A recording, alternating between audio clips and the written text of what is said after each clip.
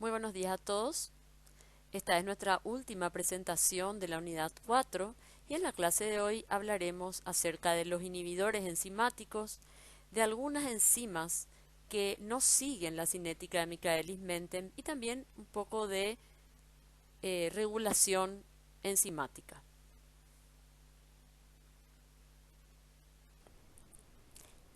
¿Qué es la inhibición enzimática? Es la disminución de la actividad de una enzima por presencia de otras sustancias, aún disponiendo de sustrato y condiciones óptimas de reacción, como pH, temperatura y fuerza iónica. Ahora bien, ¿por qué es importante para nosotros el estudio de la inhibición enzimática?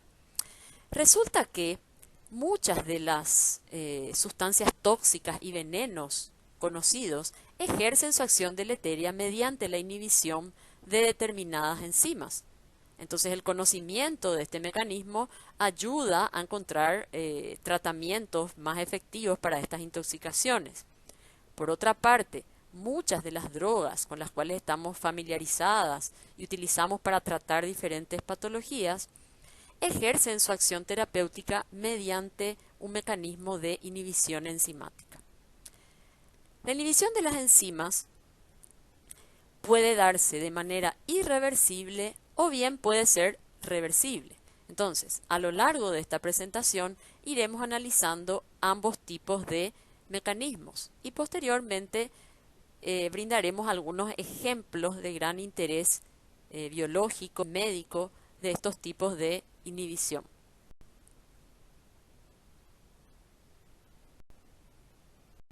Comencemos hablando de la inhibición enzimática irreversible. En este caso, los inhibidores se unen a la enzima mediante un enlace covalente y ésta queda permanentemente inhabilitada para la catálisis. Existen numerosos ejemplos de inhibidores irreversibles en la naturaleza, muchos de ellos de gran importancia, inclusive con aplicación terapéutica. Veremos algunos de ellos. Un ejemplo muy representativo de inhibidores irreversibles son los compuestos organofosforados, que pueden inhibir irreversiblemente algunas serinproteasas y también a la acetilcolinesterasa. En esta figura se puede observar de qué manera se da la inhibición irreversible de la acetilcolinesterasa por un compuesto organofosforado que es el diisopropil fluorofosfato. Fíjense en la estructura, diisopropil fluorofosfato. Es un éster fosfórico. Los compuestos organofosforados en general tienen la capacidad de inhibir a esta enzima acetilcolinesterasa, formando un enlace covalente con un residuo de serina del sitio activo de la enzima. Entonces, el OH de la serina efectúa un ataque nucleofílico al grupo fosfato. El fósforo del grupo fosfato siempre actúa como un electrófilo.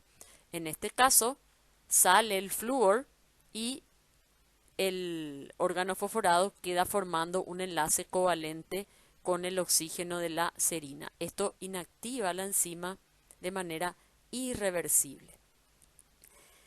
Más adelante en esta misma presentación hablaremos con más detalle de los inhibidores de la acetilcolinesterasa, puesto que muchos de ellos son de gran interés. Otro ejemplo de inhibidores irreversibles son los agentes alquilantes, como por ejemplo el yodo acetato. Este puede inhibir irreversiblemente enzimas que poseen cisteína en el sitio catalítico. Ya habíamos hablado de las proteasas que tienen cisteína, pero además de las proteasas, de las tiolproteasas, hay otras enzimas que poseen cisteína en el sitio catalítico. Un ejemplo de este tipo de enzimas es la enzima glicolítica gliceraldehído 3-fosfato deshidrogenasa, que posee un grupo tiol o sulfidrilo en el sitio activo que es responsable de la catálisis. Esta enzima puede ser inhibida al reaccionar con el yodo acetato. En este caso, como el yodo es un buen grupo saliente, el azufre del grupo tiol, o sea, de la cisteína, hace un ataque al carbono 2 del acetato, eliminando el yoduro y quedando unido mediante un enlace covalente el azufre de la cisteína con el acetato. Esta es una reacción de acetilación, ¿sí? Entonces la enzima queda irreversiblemente acetilada. Entonces, como podemos ver en estas dos imágenes, en general la inhibición enzimática irreversible se basa en la unión covalente del inhibidor con algún residuo del sitio catalítico de la enzima, lo cual deja a esta irreversiblemente inactivada. Hablemos ahora de la inhibición enzimática reversible. En este caso, la enzima puede recuperar la actividad catalítica en ciertas condiciones. Es decir, el inhibidor puede unirse a la enzima, bloquear temporalmente su actividad o reducir su actividad, pero una vez que éste se separa, la actividad enzimática puede restituirse. A su vez, la inhibición enzimática reversible, que es la más amplia, puede ser de tipo competitiva, cuando el inhibidor es un análogo estructural del sustrato, puede ser no competitiva, acompetitiva o mixta. Posteriormente hablaremos de los mecanismos de estos 4 tipos, principalmente de los 3 primeros tipos de inhibición y de qué manera se ven afectados los parámetros cinéticos como velocidad máxima y Km. Un ejemplo de la inhibición enzimática reversible competitiva es, por ejemplo, la que se da entre el succinato y el malonato. El succinato es sustrato de la enzima succinato deshidrogenasa, que por deshidrogenación lo convierte en fumarato. El malonato es un análogo químico del succinato, porque es un ácido dicarboxílico que tiene solamente un carbono menos, entonces es químicamente similar y es capaz de unirse también al sitio de unión de la succinato deshidrogenasa. Entonces el malonato compite con el succinato por la unión a la enzima succinato deshidrogenasa, lo cual obviamente disminuye la velocidad de reacción de esta enzima. Posteriormente hablaremos entonces de cada uno de estos tipos de inhibición enzimática reversible y especificando algunos detalles sobre los mismos y también ejemplos de interés biológico. Comencemos hablando acerca de la inhibición competitiva, que en realidad es el tipo más frecuente de inhibición reversible. De hecho, como veremos posteriormente, la gran mayoría de los fármacos que son inhibidores enzimáticos son en realidad inhibidores competitivos. Vamos a explicar primeramente cuál es el mecanismo de la inhibición competitiva, es decir, de qué manera interaccionan los inhibidores competitivos con la enzima y con el sustrato. Para ello vamos a recordar primeramente que la enzima debe unirse al sustrato para formar el complejo enzima-sustrato y posteriormente liberar el producto regenerando la enzima libre. Los inhibidores competitivos son análogos químicos del sustrato, por lo cual pueden, al igual que este, unirse al sitio de unión.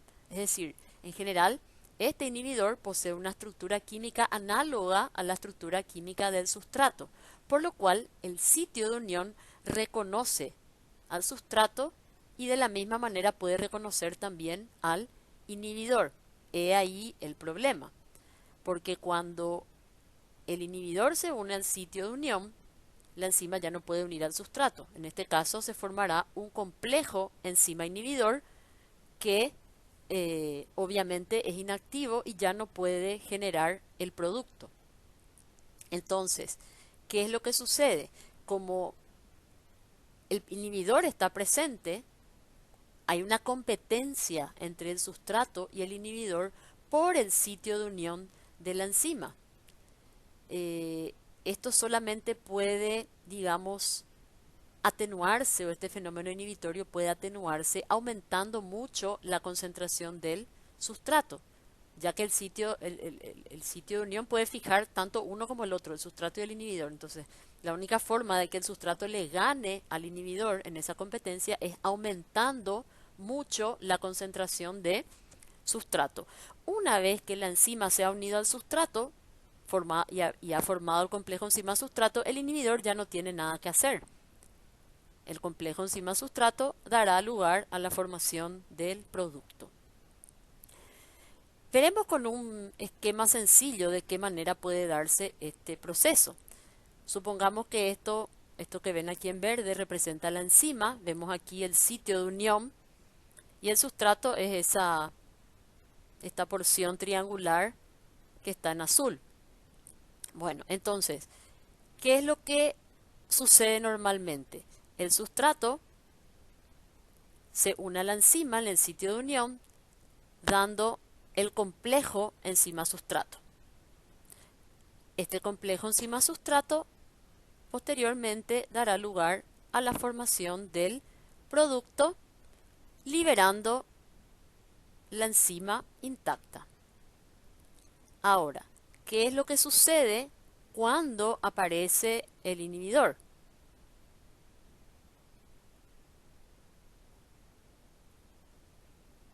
Fíjense que el inhibidor no es exactamente igual que el sustrato. Vamos a observar eso cuando veamos los ejemplos de inhibidores. No es necesario que el inhibidor sea igual, ni muy parecido. Basta con que tenga una porción de su molécula que sea similar al sustrato. Por ejemplo, aquí vemos que en realidad el inhibidor es diferente, es una molécula más grande, pero tiene un pedazo, una porción de la molécula que es muy parecida al sustrato y encaja perfectamente con el sitio de unión presente en la enzima. Entonces, el inhibidor entra en acción y empieza a competir con el sustrato por el sitio de unión, dando lugar a la formación del complejo enzima inhibidor que ya no puede formar producto. Entonces, los inhibidores competitivos, bueno, decíamos, ya no hay reacción, ¿verdad? Los inhibidores competitivos entonces se unen a la enzima impidiendo la formación del complejo enzima-sustrato.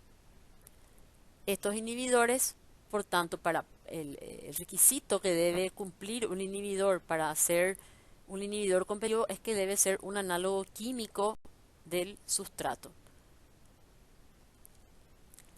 Veamos a continuación qué efectos tiene la inhibición competitiva sobre el comportamiento cinético de la enzima. Veamos ahora de qué manera los inhibidores competitivos pueden modificar el comportamiento cinético de la enzima inhibida. Este es el gráfico de la ecuación de Michaelis-Menten. Podemos ver aquí la curva típica de un sistema saturable. La curva que vemos en azul representa a la enzima en ausencia del inhibidor, es decir, la enzima no inhibida. Aquí podemos ver cómo va aumentando la velocidad cada vez menos hasta llegar a la velocidad máxima. Podemos observar también, más hacia la derecha, otra curva, la que está en rojo, que representa el comportamiento de la enzima, la velocidad enzimática a diferentes concentraciones de sustrato, pero en presencia del inhibidor competitivo. ¿Y qué es lo que podemos observar? Que para cada valor de velocidad siempre vamos a necesitar mayor concentración de sustrato en presencia del inhibidor que en su ausencia. Si tomamos este valor de velocidad, vemos, esta es la concentración de sustrato necesaria en ausencia del inhibidor, y esta es la concentración de sustrato necesaria en presencia del inhibidor. Entonces, para una misma velocidad siempre voy a necesitar mayor concentración de sustrato en presencia del inhibidor que en su ausencia. Entonces, si tomamos como parámetro la mitad de la velocidad máxima, sabemos que la mitad de la velocidad máxima corresponde a una concentración de sustrato igual a Km. Podremos ver entonces que este es el valor de Km para la enzima no inhibida y este es el valor de Km para la enzima inhibida, al cual le podemos llamar Km aparente o Km inhibida. ¿Qué significa eso? La enzima inhibida tiene un valor de Km por el sustrato mayor que la enzima no inhibida. ¿Por qué? Porque para alcanzar la mitad de la velocidad máxima necesito mayor concentración de sustrato en presencia del inhibidor. Cuanto mayor sea el aumento de Km observado, mayor es el grado de inhibición, porque no todos los inhibidores son iguales. Recuerden que un valor alto de Km significa una baja afinidad y a la inversa. Entonces, los inhibidores competitivos aumentan el valor de Km, lo cual significa que disminuyen la afinidad aparente de la enzima por el sustrato. ¿Y por qué digo aparente? Porque en realidad no es que la enzima tiene menos afinidad por el sustrato, sino que para cada velocidad necesito mayor concentración de sustrato en presencia del inhibidor, lo cual hace que aparentemente la enzima muestre menor afinidad por el sustrato. ¿Verdad? Entonces esa es la característica de los inhibidores competitivos. Veamos ahora qué sucede en la representación de Lineweaver-Burke, la linearización de la ecuación de Michaelis-Menten. Pero antes de pasar hay un elemento que me olvidé mencionar. Fíjense que tanto la enzima inhibida como la no inhibida finalmente alcanzarán el mismo valor de velocidad máxima. Es decir, los inhibidores competitivos no modifican la velocidad máxima, solamente que en presencia del inhibidor necesitaremos una concentración de sustrato mucho mayor para alcanzar la velocidad máxima que en ausencia del mismo. ¿Y esto por qué? Porque si volvemos a la diapositiva anterior, podremos darnos cuenta de que este inhibidor se une solamente a la enzima libre, pero no puede unirse al complejo enzima-sustrato. Es decir, que una vez que el complejo enzima-sustrato se forma, este ya va a dar lugar a la formación de producto. Por tanto, si la concentración de sustrato aumenta lo suficiente, este puede vencer el efecto competidor, digamos, del inhibidor, y a grandes concentraciones de sustrato puede igualmente alcanzar la velocidad máxima. Recuerden que para alcanzar la velocidad máxima toda la enzima debe unirse al sustrato para formar complejo enzima-sustrato. Y esto será posible a altas concentraciones de sustrato en presencia de este tipo de inhibidor. Vayamos entonces a la representación de Lineweaver-Burke. Podemos ver que aquí representamos la inversa de la velocidad versus la inversa de las concentraciones de sustrato. ¿Y qué podemos ver? Dos rectas que se intersectan en el eje Y, que era la intersección en el eje Y, 1 sobre velocidad máxima. Esto indica entonces que tanto en ausencia como en presencia del inhibidor, la velocidad máxima es la misma, por eso las rectas se intersectan. Ahora, la recta de mayor pendiente corresponde al comportamiento cinético de la enzima frente al inhibidor. Fíjense que tiene mayor pendiente. Sin el inhibidor hay menor pendiente.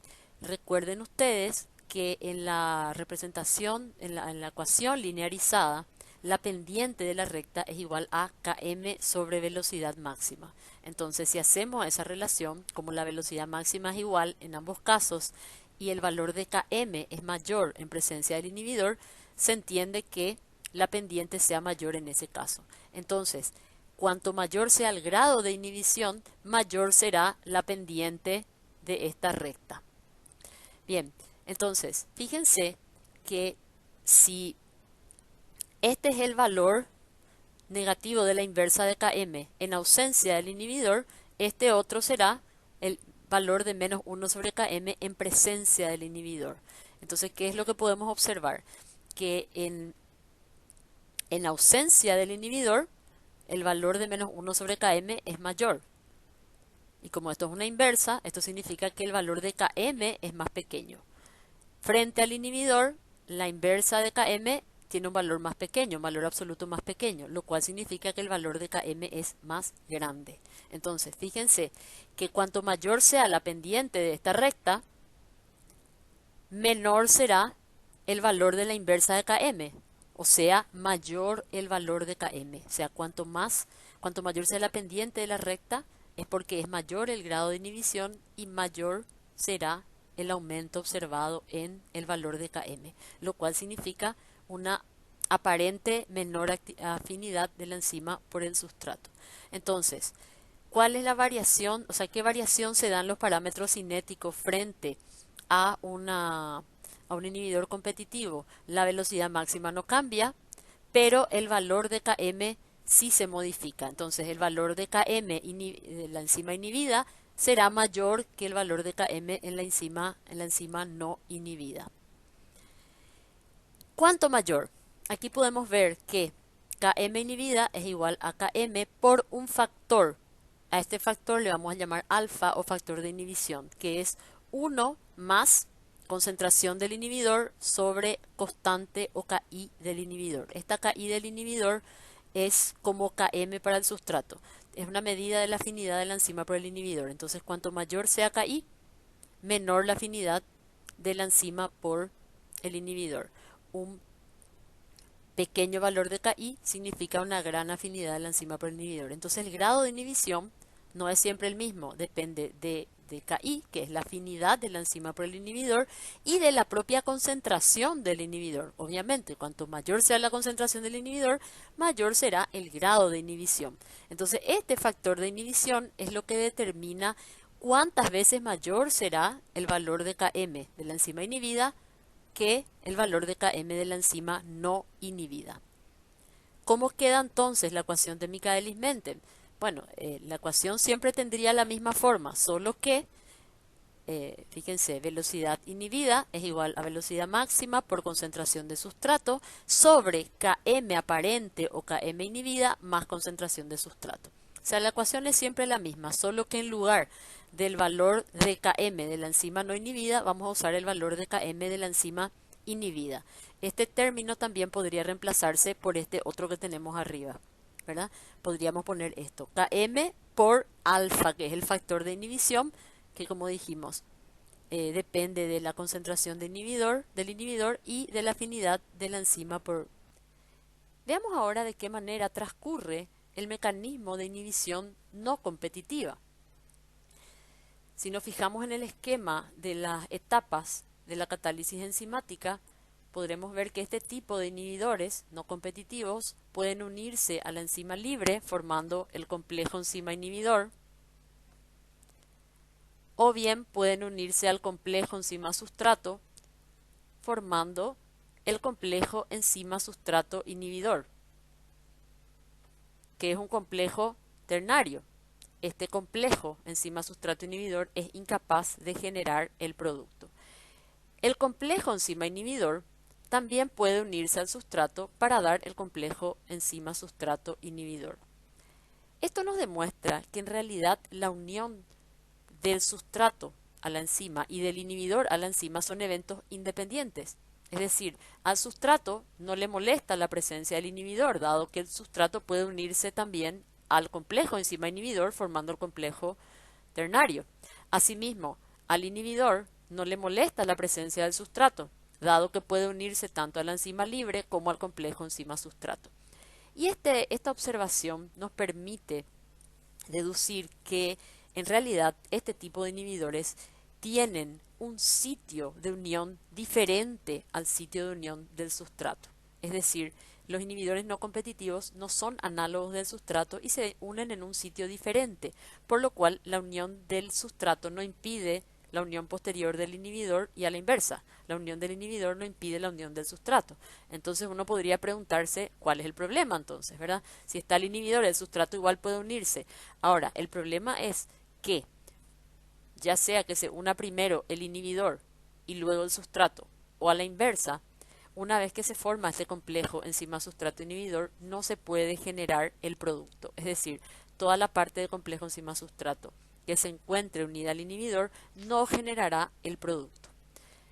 Y como habíamos mencionado previamente, para alcanzar la velocidad máxima de una enzima, se requiere que toda la enzima presente esté unida al sustrato. Es decir, que toda la enzima esté en forma de complejo enzima sustrato, lo cual no podrá ocurrir en este caso por más de que se aumente mucho la concentración de sustrato, porque siempre una parte del complejo enzima sustrato será secuestrada por el inhibidor formando este complejo ternario enzima sustrato inhibidor incapaz de generar el producto.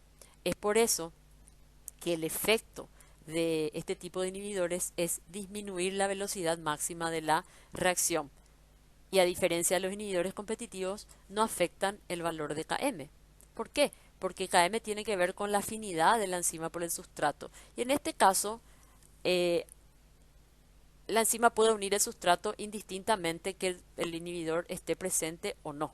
Entonces, la afinidad de la enzima por el sustrato no se ve afectada, pero sí disminuye la velocidad máxima. Veamos en la representación gráfica similar a la que habíamos usado para hablar de la inhibición competitiva. Esta es la molécula de enzima con un sitio para la unión del sustrato y otro sitio diferente para la unión del inhibidor. Si la enzima une el sustrato y se forma el complejo enzima-sustrato, en ausencia del inhibidor, este se disocia posteriormente para generar el producto y la enzima libre. Aquí tenemos el producto. Ahora, en presencia del inhibidor, este se unirá a la enzima libre formando el complejo enzima-inhibidor. Este complejo enzima inhibidor puede posteriormente fijar el sustrato para conformar el complejo enzima-sustrato inhibidor. Sin embargo, este no podrá formar el producto. Por otra parte, la presencia del sustrato no impide la ulterior unión del inhibidor. Por tanto, el inhibidor puede unirse también al complejo enzima-sustrato formando el complejo enzima-sustrato inhibidor. Y este complejo ternario enzima-sustrato inhibidor es incapaz de generar el producto, lo cual, como decíamos, es lo que determina que este tipo de inhibidores disminuyan la velocidad máxima que puede alcanzarse para determinada concentración de enzima. Entonces, esto que acabamos de ver representa el mecanismo de inhibición para este tipo de compuestos, inhibidores no competitivos.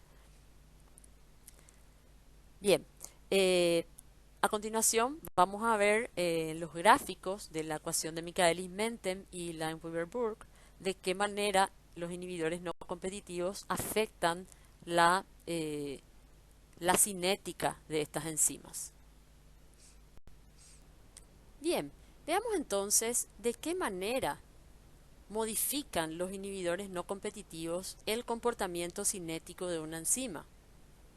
Como podemos ver en el gráfico de la ecuación de Michaelis-Menten, podemos observar la curva del aumento de velocidad con la concentración de sustrato en ausencia del inhibidor y en presencia del inhibidor. Como se puede observar ya aquí es muy evidente la gran disminución que se da en la velocidad máxima que podemos alcanzar sin el inhibidor y con el inhibidor. Es decir, la velocidad máxima en presencia del inhibidor es mucho menor. Lo que, como deberán recordar que les expliqué previamente, se debe al hecho de que a pesar de que el sustrato puede unirse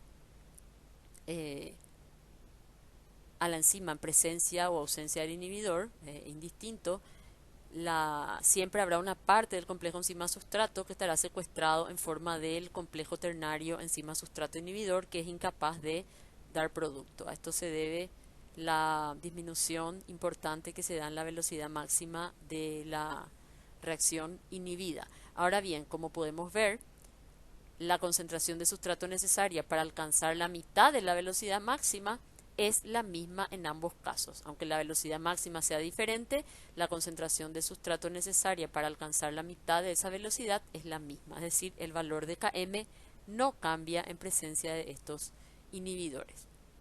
Si nos fijamos en el gráfico de las inversas, 1 sobre velocidad versus 1 sobre concentración de sustrato, podemos observar que la recta que representa la reacción sin inhibidor y con inhibidor son dos rectas que se intersectan en el eje X, es decir, en el valor de menos 1 sobre Km, que será el mismo, dado que el valor de Km no cambia.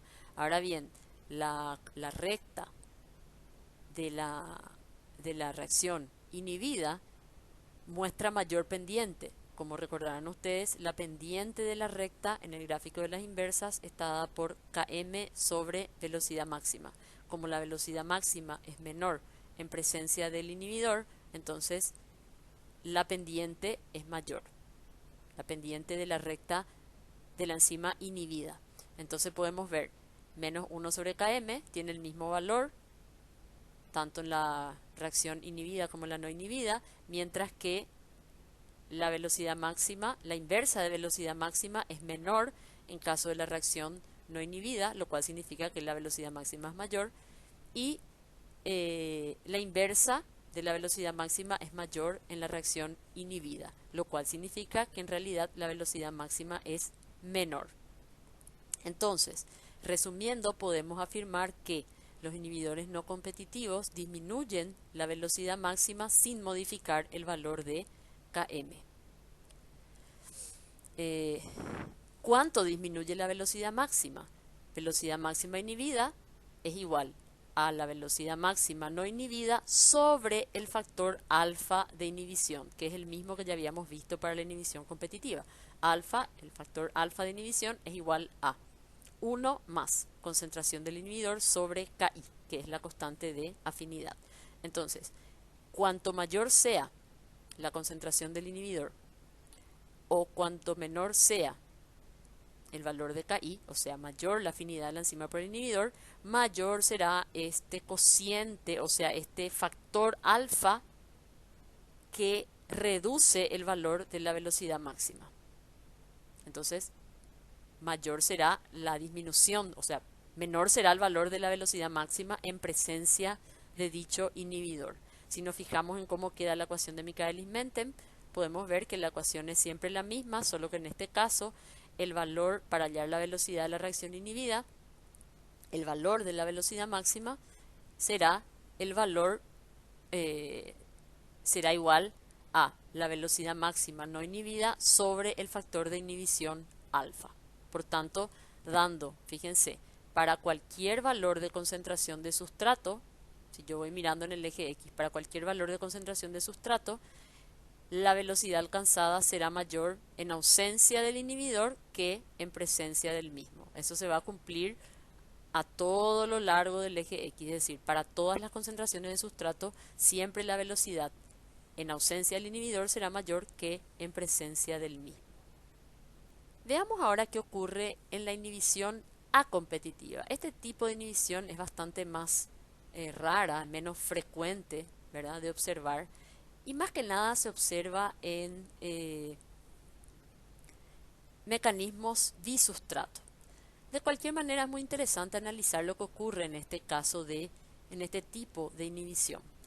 Los inhibidores acompetitivos son inhibidores que pueden unirse solamente al complejo enzima-sustrato, no pueden unirse a la enzima libre, formando el complejo enzima-sustrato inhibidor que es incapaz de dar producto. Entonces, este inhibidor realmente es especial porque requiere de la unión previa del sustrato a la enzima para poder unirse, lo cual sugiere que la enzima libre no posee un sitio de unión para este inhibidor y ese sitio se genera solamente cuando la enzima está unida al sustrato. Podemos observar entonces en el diagrama que representa la enzima, si está fija al sustrato se forma el complejo enzima-sustrato que puede generar el producto y la enzima libre. Ahora bien, una vez que se forma este complejo enzima-sustrato, puede darse la unión del inhibidor formando el complejo ternario, enzima-sustrato-inhibidor, que es incapaz de generar el producto. Entonces, ¿qué efectos va a tener este tipo de inhibidor en las constantes cinéticas, Km y velocidad máxima? Como ya habíamos mencionado, el alcanzar la velocidad máxima requiere que toda la enzima presente esté en forma de complejo enzima-sustrato, lo cual será imposible lo mismo que en el caso de los inhibidores no competitivos, será imposible por la capacidad del inhibidor de unirse al complejo enzima-sustrato, porque siempre habrá una parte del complejo enzima-sustrato que esté secuestrada por el inhibidor en forma de este complejo ternario. Entonces, claramente podemos deducir a partir de este mecanismo que la velocidad máxima estará disminuida frente a este tipo de inhibidores. Ahora, ¿qué sucede con Km? Como podemos deducir a partir del mecanismo, la presencia del inhibidor no evita que la enzima se una al sustrato, porque de hecho el inhibidor no se puede unir luego a la enzima libre, ¿verdad?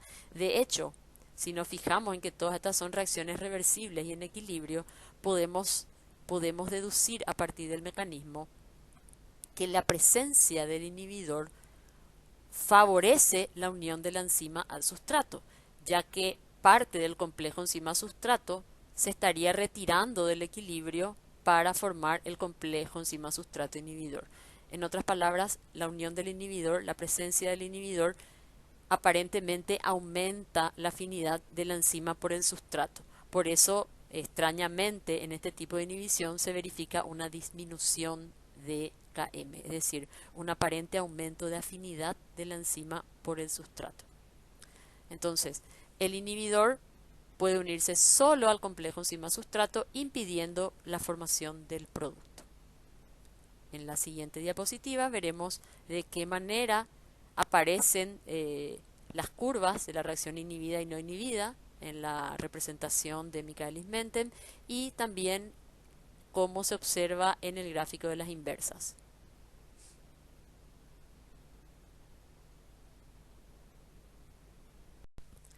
Entonces, este es el gráfico que muestra la variación de la velocidad en función a la concentración de sustrato, es decir, la representación de la ecuación de Michaelis-Menten.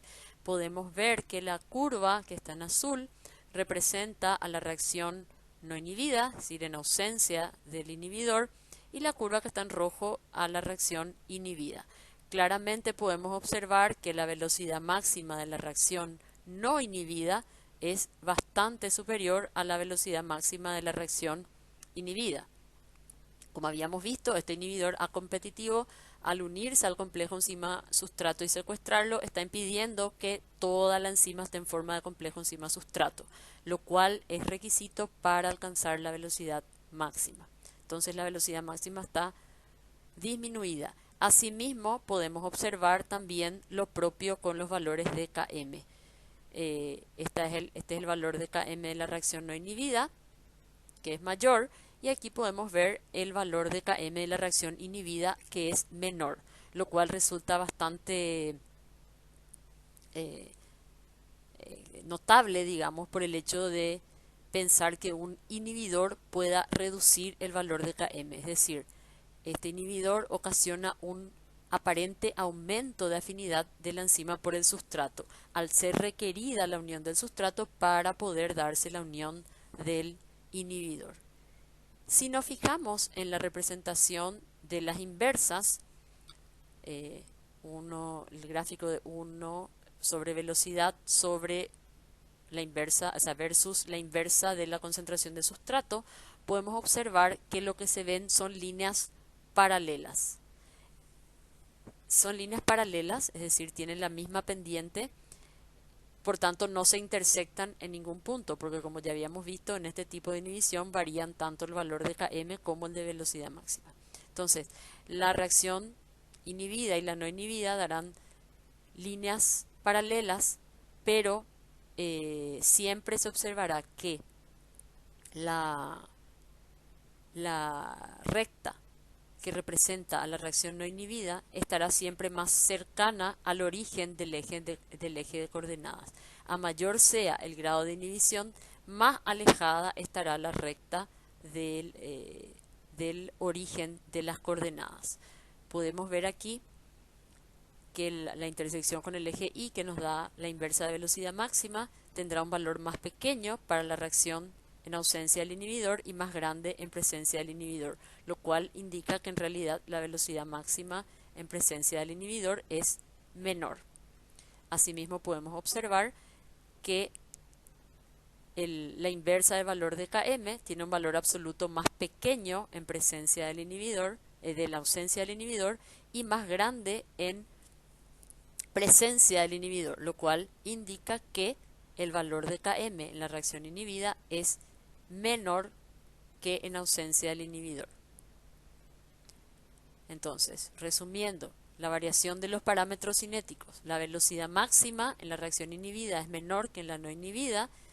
Cuanto menor es la velocidad máxima inhibida, es igual a la velocidad máxima no inhibida sobre alfa. Es decir, la velocidad máxima disminuye en un factor de alfa, que es 1 más concentración del inhibidor sobre Ki. El mismo factor de inhibición que ya habíamos definido para los otros tipos de inhibición. Asimismo, el valor de Km de la reacción inhibida también será menor que el valor de la no inhibida. Y la disminución también se da en un mismo factor, es decir, Km de la reacción inhibida es igual a Km de la reacción no inhibida sobre el factor alfa. Y fíjense, aquí es interesante analizar el hecho de que la disminución de la velocidad máxima es exactamente igual a la disminución del valor de Km. Es decir, ambos parámetros disminuyen en la misma proporción, lo cual explica que las rectas que se obtienen sean paralelas unas a otras. Si yo tengo acá otro inhibidor no competitivo o con otra concentración, lo que voy a tener son varias rectas paralelas. ¿Por qué? Porque recuerden que la pendiente de la recta en este gráfico de las inversas es velocidad máxima, es Km sobre velocidad máxima. Entonces, como ambos parámetros disminuyen en la misma proporción, entonces la pendiente se mantiene. En cuanto a la ecuación de Michaelis-Menten, podemos ver también que es la misma ecuación, solo que en lugar de velocidad máxima no inhibida, usamos la velocidad máxima inhibida, que estará disminuida, y el valor de Km también utilizamos el de la reacción inhibida o Km aparente.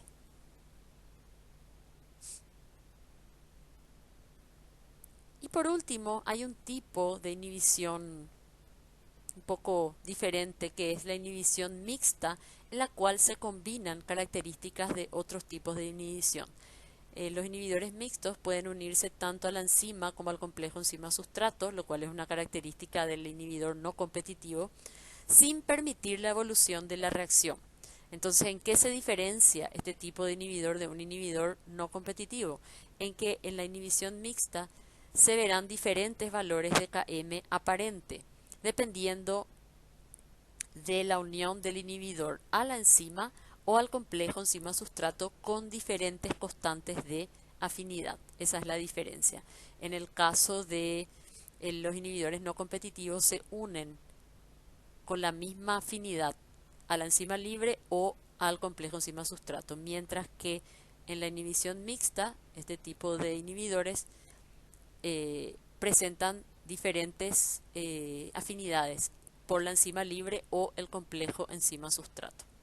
Bien, con esto terminamos entonces de hablar de las características de cada tipo de inhibición y a continuación vamos a hablar un poco de la importancia biológica de los inhibidores enzimáticos. Ahora que ya hemos descrito el mecanismo de los diferentes tipos de inhibidores enzimáticos, haremos una breve revisión de algunos inhibidores de interés biológico. Comenzaremos hablando acerca de algunos inhibidores irreversibles que representan un interés desde el punto de vista médico. Sabemos que numerosas drogas y algunas sustancias tóxicas actúan como inhibidores irreversibles de enzimas. Uno de los ejemplos más representativos de la inhibición enzimática irreversible como un mecanismo de acción terapéutica es el representado por los antibióticos beta-lactámicos. Este es un grupo de compuestos que presentan actividad bactericida y que se caracterizan por la presencia en su estructura de un anillo beta-lactámico, que es esta estructura que señalamos. beta-lactámico viene del lactama. Las lactamas son amidas cíclicas. Esto, fíjense que es una amida cíclica. Entonces, todos los antibióticos de este grupo poseen este anillo beta-lactámico en su estructura. El prototipo de este grupo de antibióticos es la penicilina. Hay otros con estructuras ligeramente diferentes como la ampicilina, la moxicilina. Todos ellos tienen un mecanismo similar. Constituyen inhibidores irreversibles de la enzima glicopéptido transpeptidasa, que es la enzima que cataliza la última etapa de la síntesis de la pared de péptidoglicano de las bacterias gram positivas. Entonces, esta enzima posee un residuo de serina fundamental para la catálisis. Entonces, el OH de esta serina puede reaccionar con el anillo beta-lactámico, efectuando un ataque nucleofílico al carbonilo del anillo beta-lactámico, lo cual provoca la apertura del ciclo y formación de un éster. Es decir, aquí podemos ver el éster que se forma, ¿verdad? Fíjense, este es el enlace que se rompió, ¿verdad? El enlace amida. Entonces, se forma un enlace éster, que es un enlace covalente entre la penicilina y el sitio catalítico de la enzima, con lo cual la enzima queda inhibida irreversiblemente. Entonces, este es un ejemplo muy representativo de un fármaco cuyo efecto terapéutico puede atribuirse a la inhibición irreversible de una enzima. Otro ejemplo también muy conocido y de gran interés en medicina es el del ácido acetil salicílico o aspirina. Ya desde hace varias décadas se conocen los efectos antiinflamatorios, analgésicos y antipiréticos del ácido acetil salicílico o aspirina. Aquí podemos ver la estructura. Esto representaría al ácido salicílico, ¿sí?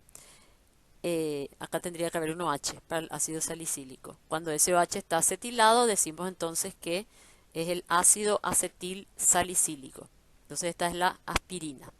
Este ácido acetil salicílico puede reaccionar con una enzima llamada ciclooxigenasa.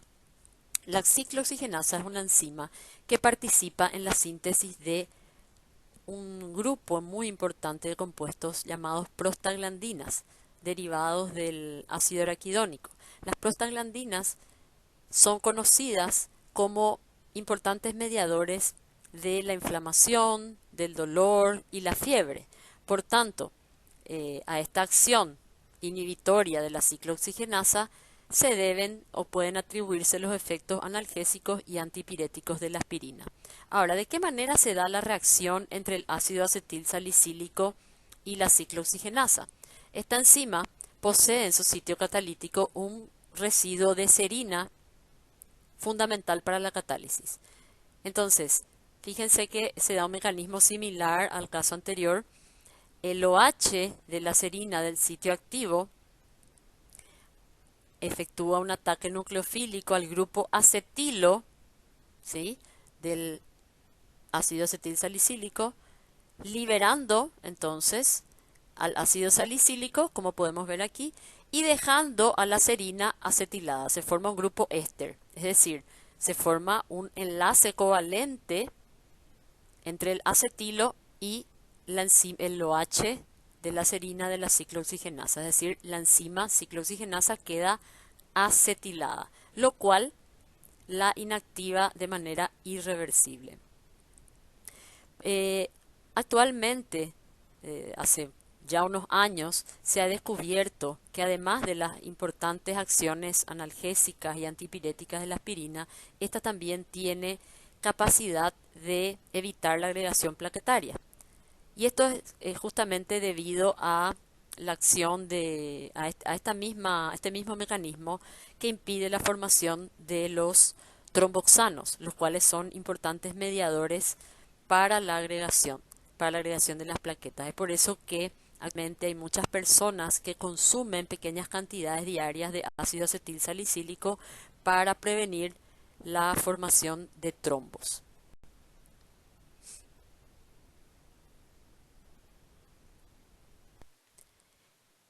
Como ya lo habíamos mencionado, los inhibidores competitivos son análogos estructurales del sustrato. Se unen a la enzima evitando la formación del complejo enzima-sustrato.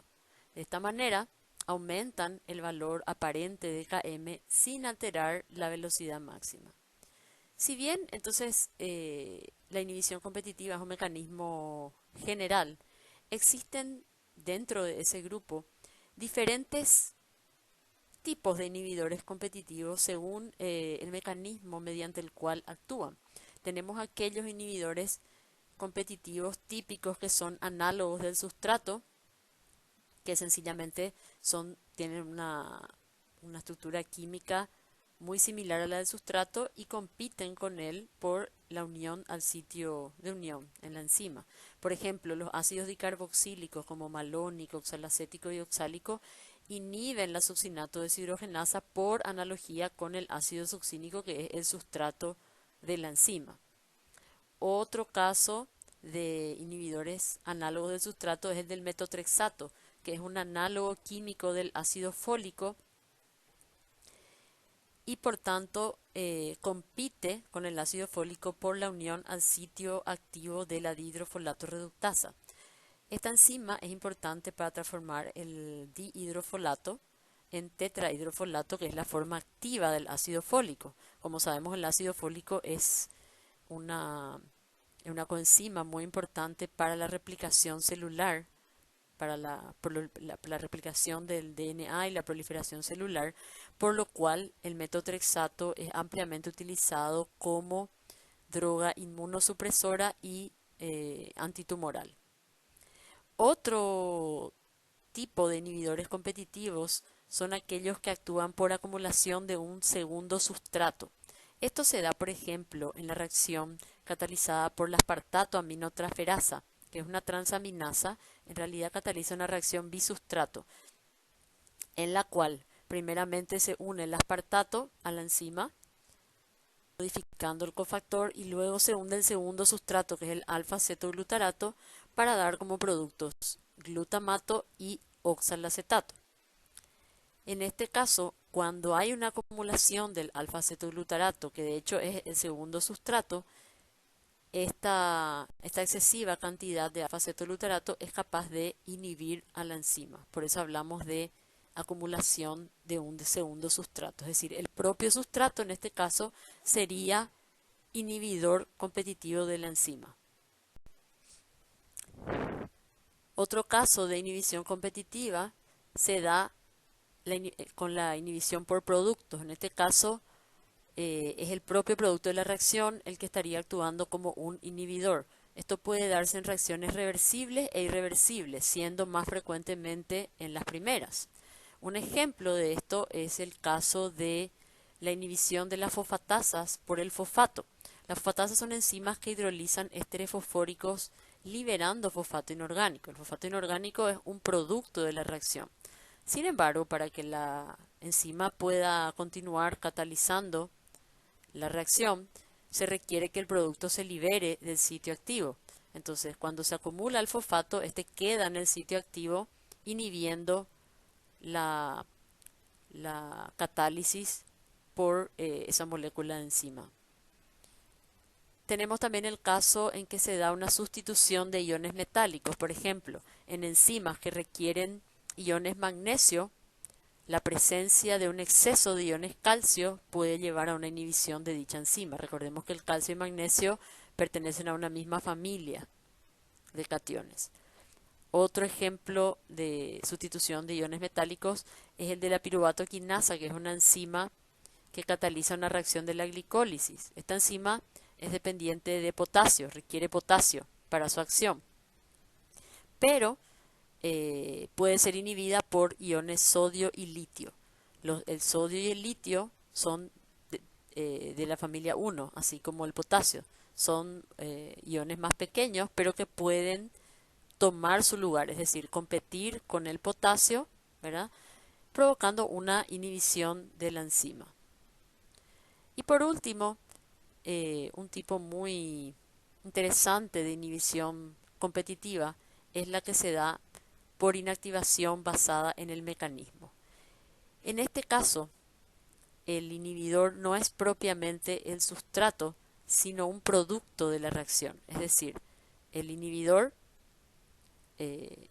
se une a la enzima, es transformada en producto y este producto queda en el sitio activo, inactivando la enzima de manera permanente. Por eso que este tipo de inhibidores son conocidos como inhibidores suicidas. Un caso, un ejemplo típico de inhibidores suicidas es el del alopurinol, que constituye un inhibidor de la xantina oxidasa. La xantina oxidasa es una enzima que participa en la última etapa de la degradación de los nucleótidos purínicos, convierte, o sea, oxida la hipoxantina a xantina y la xantina a ácido úrico. El alopurinol, la droga, es muy similar, es un análogo químico de la hipoxantina. Entonces, cuando se une el alopurinol al sitio activo de la enzima, genera aloxantina, el producto aloxantina que queda unido covalentemente a un ion molibdeno del sitio activo de la xantina oxidasa, dejándolo inactivo de manera permanente. Entonces, podríamos decir que el alopurinol es un inhibidor suicida. Fíjense que nos detuvimos bastante hablando de los tipos de inhibidores competitivos y esto realmente resulta de gran interés y relevancia, puesto que en realidad la gran mayoría de los inhibidores enzimáticos que son utilizados en terapéuticas son inhibidores competitivos. Hay una enorme cantidad de drogas, digamos, de uso común, muy extendido, que actúan como inhibidores enzimáticos de tipo competitivo. Además, el conocimiento de la cinética enzimática hoy en día resulta de gran utilidad en una rama de la farmacología que es el diseño de fármacos. O sea, hoy en día, al estudiar, al hacer un estudio cinético de diferentes sustancias, ¿verdad? O las posibilidades, esto permite la creación de nuevos fármacos más específicos y más. Veamos algunos ejemplos de fármacos que actúan como inhibidores competitivos. Un ejemplo típico y muy interesante es el de las estatinas. Las estatinas son un grupo de drogas que se utilizan para reducir los niveles de colesterol en sangre, es decir, son hipocolesterolemiantes. Constituye una familia de fármacos entre los cuales podemos destacar la pravastatina, lovastatina, simvastatina, es decir, por eso se les llama estatinas. Estas drogas son análogos químicos del hidroximetilglutaril coenzima A, que es un intermediario de la síntesis de colesterol y sustrato de la enzima hidroximetilglutaril coenzima A reductasa. Esta enzima, la hidroximetilglutaril coenzima A reductasa, cataliza la reacción clave en la biosíntesis del colesterol, es decir, el punto regulatorio de la vía.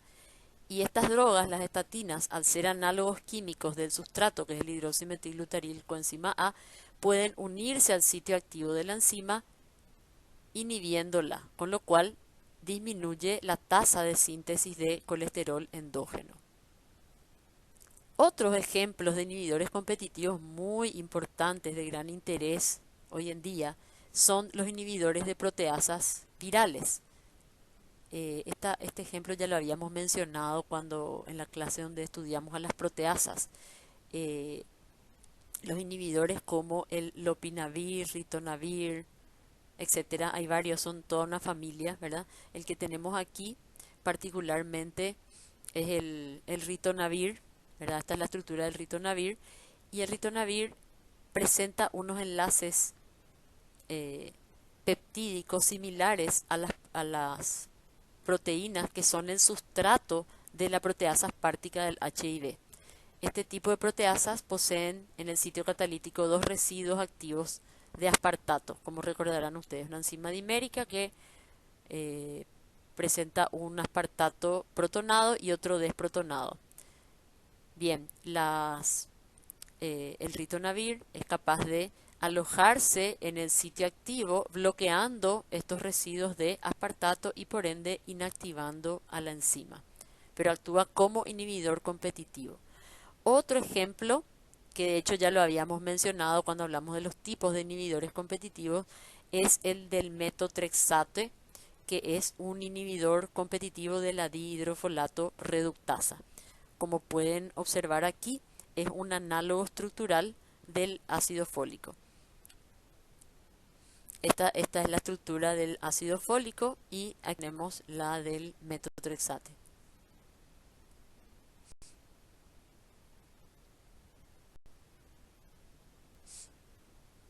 Más ejemplos de inhibidores competitivos. Tenemos, este también ya lo habíamos mencionado, que es el allopurinol, que es un inhibidor suicida, ¿verdad?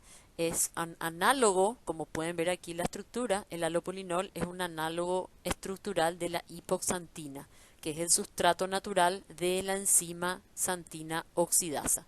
Esta droga se utiliza para el tratamiento de la gota, que es una enfermedad donde hay depósito de cálculos que producen inflamación en las articulaciones debido al exceso de ácido úrico.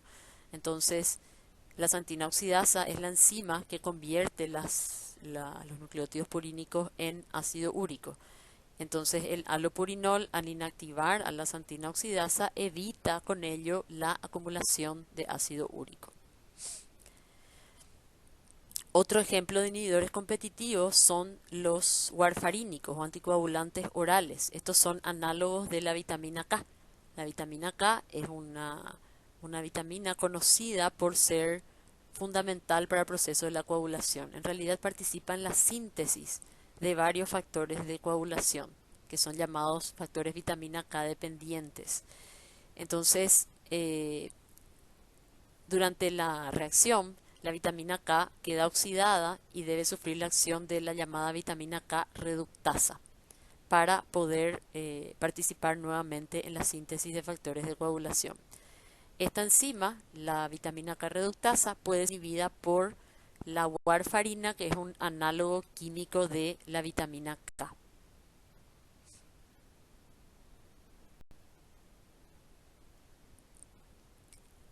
En cuanto a los inhibidores no competitivos, habíamos mencionado que en este caso el inhibidor se une a la enzima sin impedir la formación del complejo enzima-sustrato, dado que el inhibidor se puede unir a la enzima libre o al complejo enzima-sustrato, como se puede ver en este gráfico que se presenta abajo.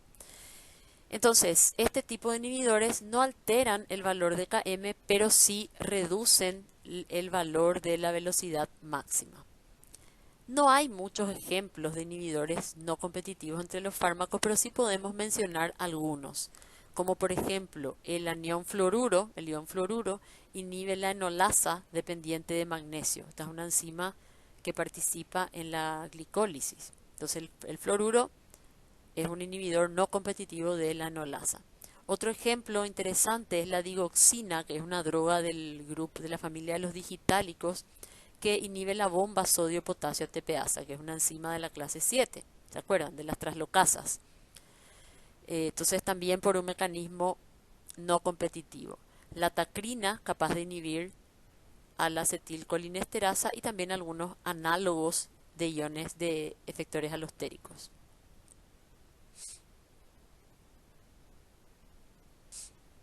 En este esquema se puede ver el ejemplo que habíamos mencionado recientemente, que es el de la digoxina. La digoxina pertenece a un grupo de drogas llamadas en conjunto digitálicos.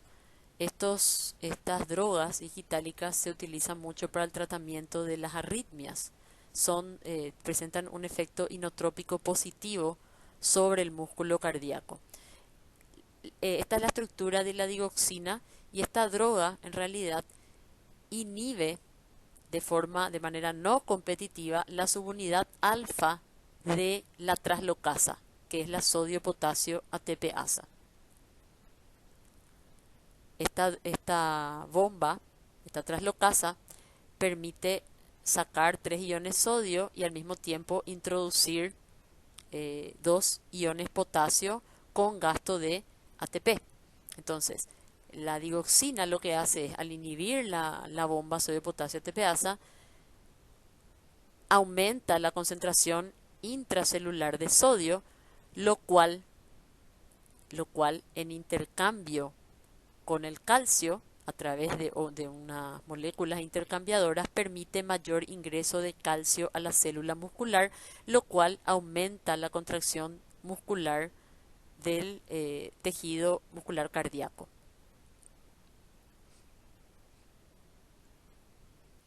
En cuanto a los inhibidores A competitivos, como ya hemos mencionado, estos son incapaces de unirse a la enzima libre, pueden unirse solamente al complejo enzima-sustrato para formar un complejo ternario enzima-sustrato inhibidor, sin permitir la evolución de la reacción para formar el producto.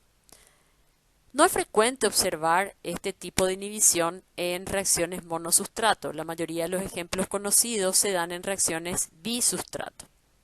Este tipo de inhibidores, debido a que el sustrato debe unirse primeramente a la enzima para poder fijar al inhibidor, entonces tienen la característica de que provocan un aparente aumento de la afinidad de la enzima por el sustrato, es decir, reducen la Km aparente y también disminuyen la velocidad máxima. Uno de los ejemplos representativos de este tipo de inhibidores es una droga empleada para el tratamiento de varios tumores, es decir, un antitumoral, tiene efectos citotóxicos, que es la camtotectina. Esta droga es un inhibidor de la topoisomerasa 1. La topoisomerasa 1 es una enzima capaz de aliviar la tensión de superenrollamiento del DNA previo a la replicación del ADN. Entonces, la acción de la topoisomerasa 1 es fundamental para que el ADN pueda replicarse y, por tanto, de ella depende la proliferación celular. Por tanto, la acción de esta droga al inhibir la topoisomerasa 1, el efecto es un efecto inhibidor de la proliferación. Este inhibidor se une al complejo topoisomerasa DNA, bloqueando la acción de la enzima.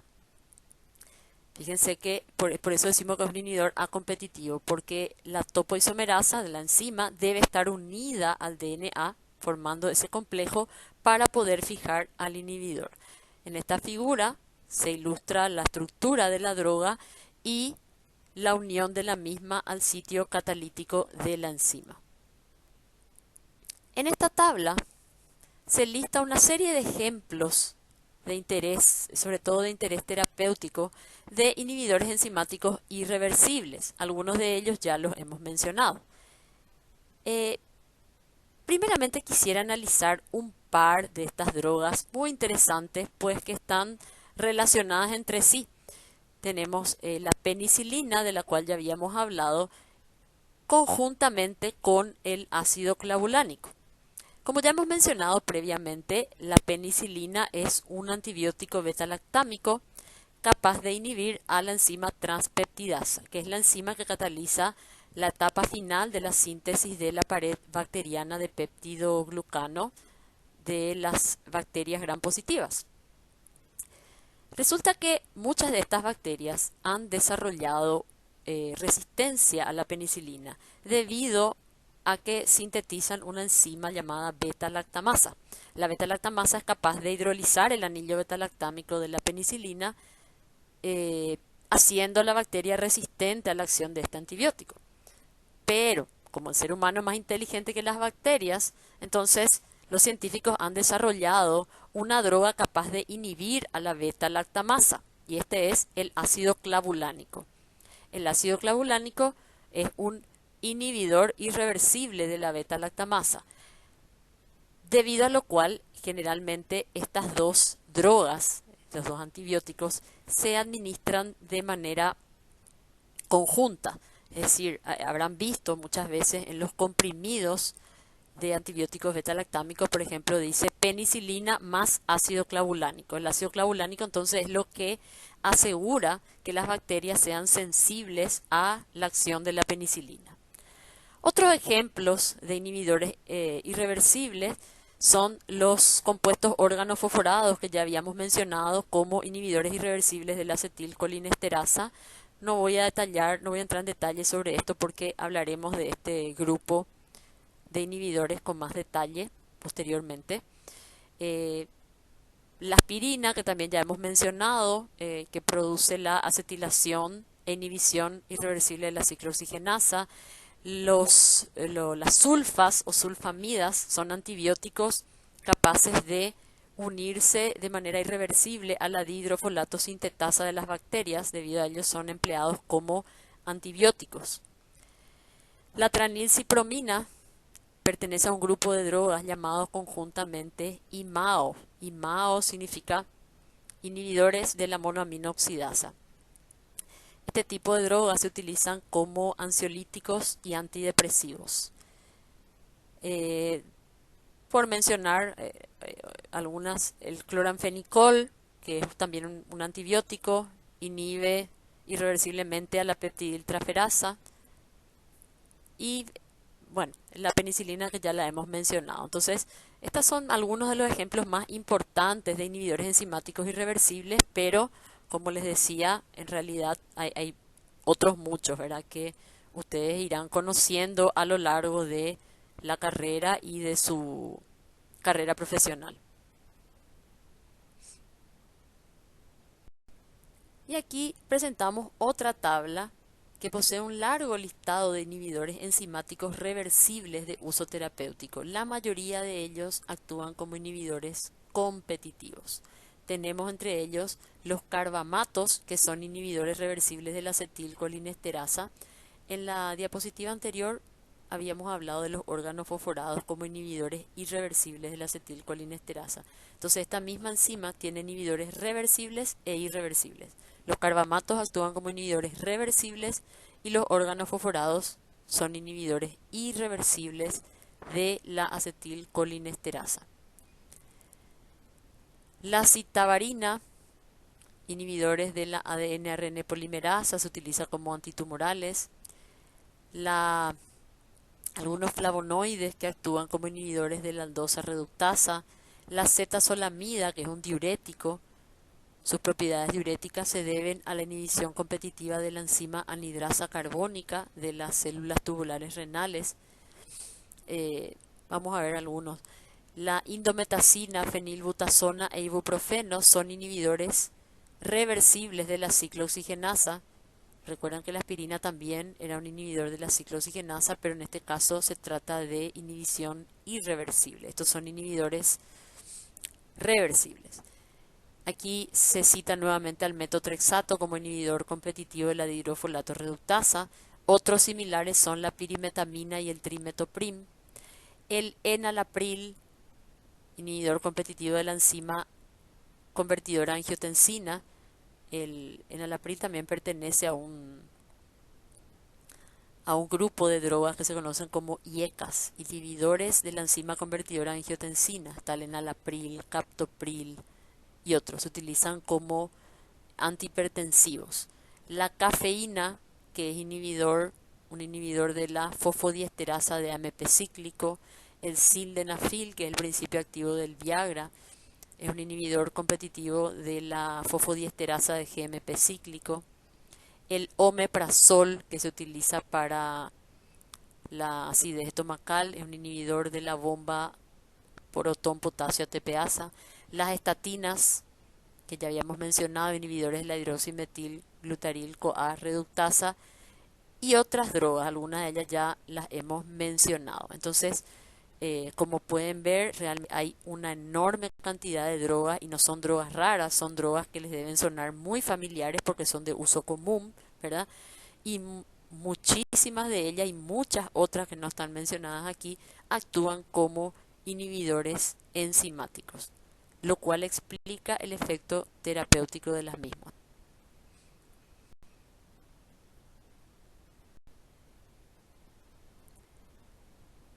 Para completar nuestro estudio acerca de la inhibición enzimática, hablaremos de un grupo de compuestos inhibidores de una enzima que es capaz de ilustrar de manera muy gráfica los diferentes tipos y mecanismos de inhibición enzimática. Se trata de la acetilcolinesterasa. Esta es una enzima que está presente en la hendidura de las sinapsis colinérgicas.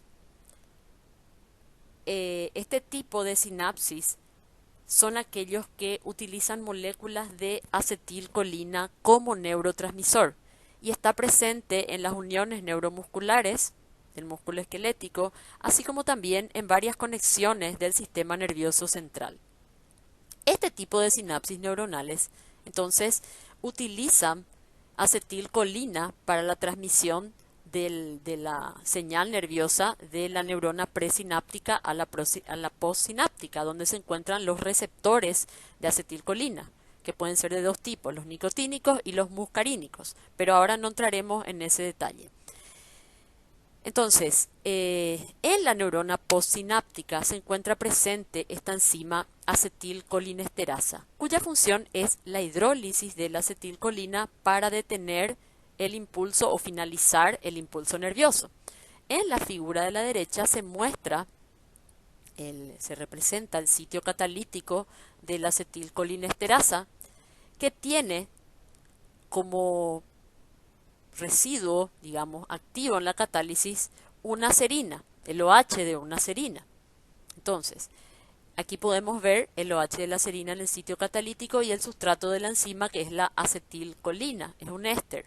Entonces, el OH de la serina efectúa un ataque nucleofílico al carbonilo, o sea, al carbono del carbonilo del grupo éster, ¿verdad?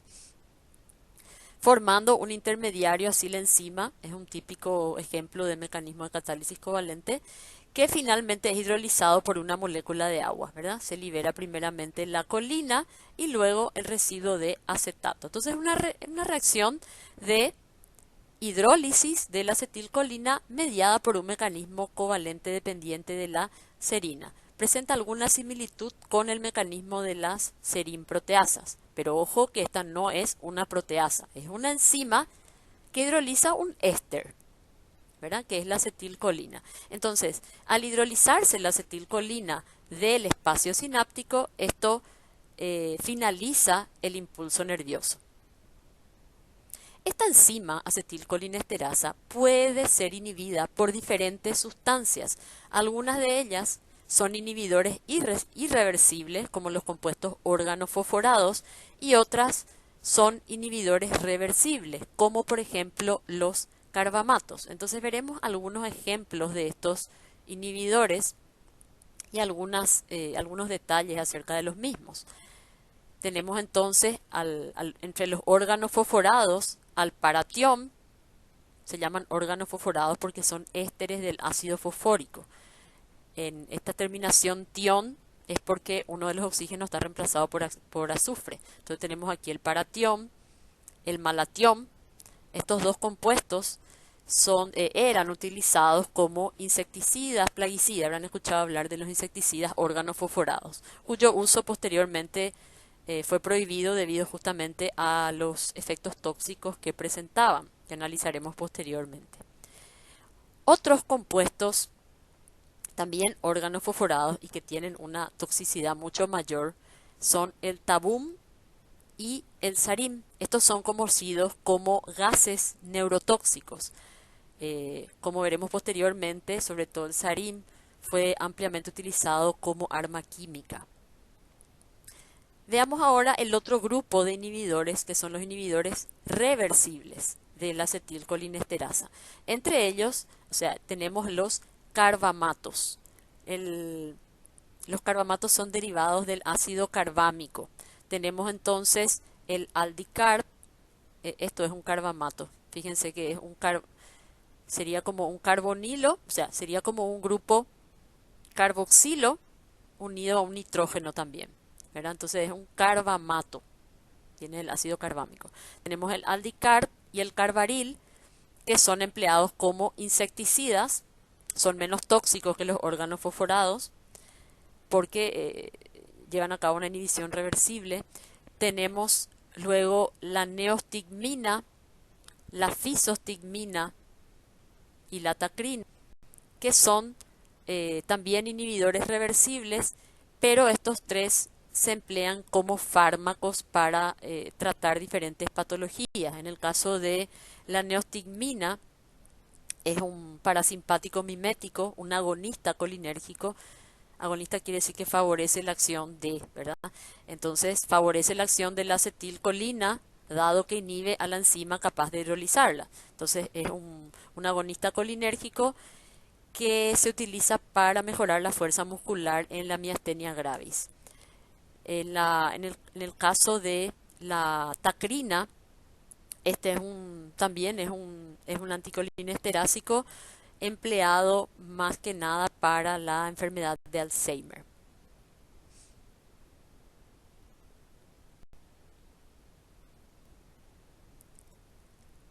Quisiera comentarles algunos detalles sobre este compuesto, que es uno de los órganos fosforados que habíamos visto previamente, que es conocido como el gas sarín. Es un órgano fosforado que contiene flúor. Entonces, este compuesto tiene un gran interés más que nada histórico, ¿verdad? Eh, Fue descubierto en 1938 en Alemania en búsqueda de insecticidas más potentes para tratar de salvar los cultivos, ¿verdad? Porque había una gran hambruna. Y ha sido producido en grandes cantidades como arma química en la Alemania nazi, debido a su alto poder neurotóxico. Sin embargo, se cree que no fue ampliamente utilizado en la Segunda Guerra Mundial. Este gas neurotóxico, y esta gas entre comillas, porque en realidad a temperatura ambiente es un líquido, fue utilizado en ataques terroristas a Japón en 1994 y también a ataques en Siria en el 2013.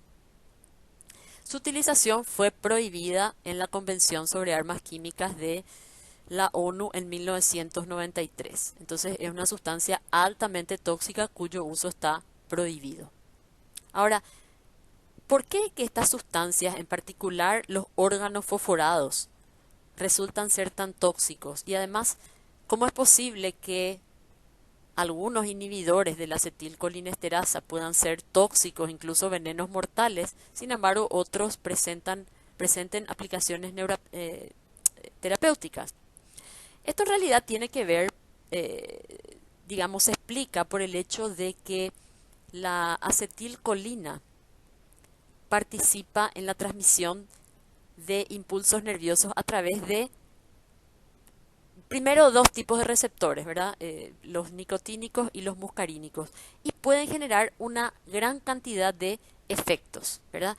Que en algunos casos la estimulación de los mismos pueden resultar beneficiosos, lo cual explicaría su rol como agente terapéutico, y en otros casos su acción excesiva podría resultar perjudicial. Entonces, podríamos decir que en cierta medida la inhibición de la acetilcolinesterasa en algunos casos puede generar efectos beneficiosos y en otros efectos tóxicos que llegan a ser incluso mortales en algunos casos. Veremos a continuación de qué manera se da esta toxicidad.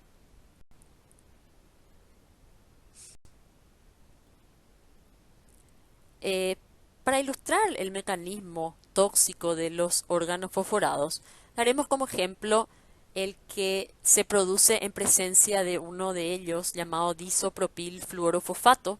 Aquí tenemos la estructura de la molécula, es diisopropilfluorofosfato. Cuando este compuesto entra en contacto con la acetilcolinesterasa, el OH de la serina de su sitio activo es capaz de efectuar un ataque nucleófilo al fósforo del fosfato y unirse covalentemente a él, eliminando ácido fluorhídrico. Entonces, el compuesto queda unido covalentemente a la acetilcolinesterasa, con lo cual esta enzima queda inactivada de forma irreversible. Esto provoca una acumulación de acetilcolina en la sinapsis y se dan impulsos nerviosos persistentes, es decir, no se detiene la señal del impulso nervioso, lo cual genera una pérdida de control del sistema nervioso a varios niveles, ya que, como decíamos, la acetilcolina produce diferentes efectos.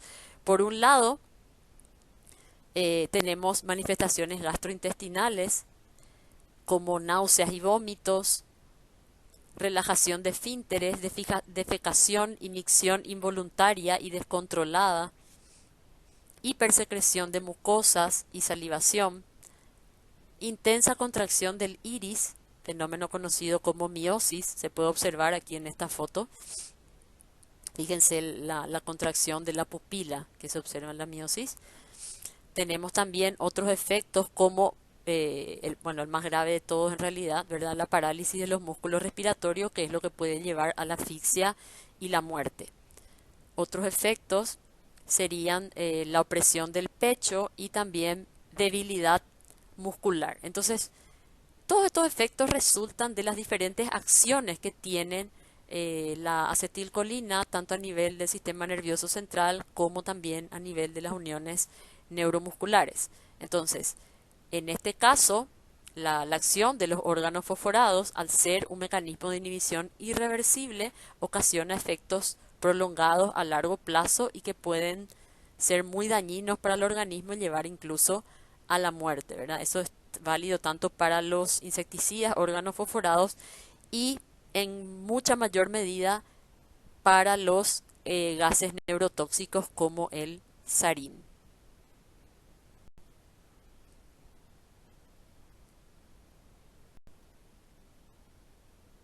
Pasaremos ahora a hablar de otro tipo de reacciones enzimáticas que son las reacciones bisustrato. Y para entender un poquito a qué se refiere esto de reacciones bisustrato, comparemos lo que sería una reacción monosustrato con una bisustrato. Si nosotros miramos estas dos reacciones, pareciera que son la misma cosa, ¿verdad? Acá tenemos un enlace peptídico que se va a romper, que sería un sustrato, por una molécula de agua, es una proteólisis, ¿verdad? Son hidrolasa, la tripsina es una hidrolasa, ¿verdad? Entonces rompe un enlace peptídico. Ahora, el agua no cuenta como sustrato, entonces esta se considera una reacción monosustrato. Sin embargo, si nos fijamos en la siguiente reacción, que es la del alcohol deshidrogenasa que oxida el etanol a ácido acético mediante el NAD para dar NADH, el NAD, que es un cofactor, actúa también como sustrato. De hecho, por eso se lo llama cosustrato. Entonces, la reacción catalizada por el alcohol deshidrogenasa se considera como una reacción bisustrato.